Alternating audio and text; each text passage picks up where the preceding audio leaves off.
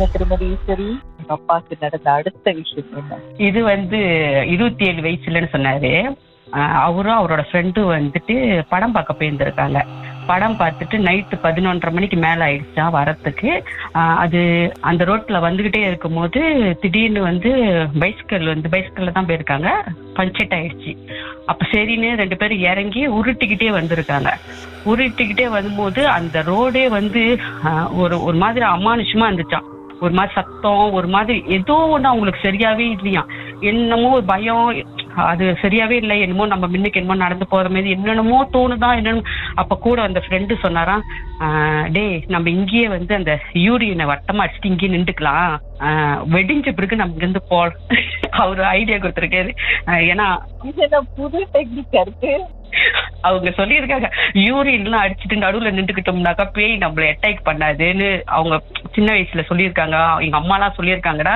அதனால நம்ம இப்படி அடிச்சுட்டு நின்றுக்கலாம்டா, வெட்டிஞ்ச பிறகு கொஞ்சம் காடி மோட்டர் ஏதாவது போகும்போது இந்த வெளிச்சத்தை பார்த்து நம்ம போலாம்டா அப்படின்னு சொல்லியிருக்காரு.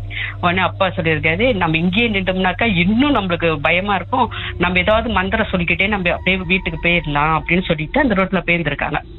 கொஞ்சம் தூரம் போகிட்டா அவங்களால பயம் தாங்கவே முடியலையா.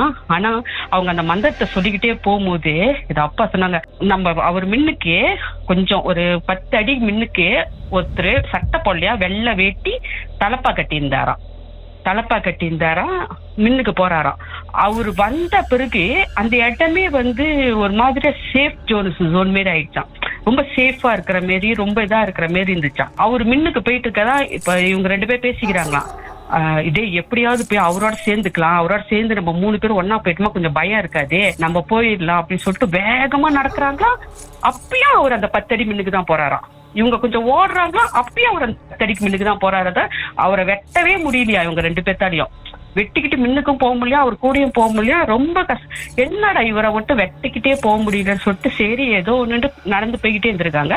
அப்போ அந்த எல்லை சொன்னாங்க, அவங்க கம்பவுண்டுக்கு வந்தோன்னே அந்த எல்லை வந்தோடனே அவர் சைட்ல வந்தாராம். அவர் சைட்ல வரும்போது தான் இவங்க மூஞ்ச பார்த்திருக்காங்க. நல்ல பெரிய மீசை வச்சு சுருட்டு குடிச்சுக்கிட்டே வந்திருக்காரு.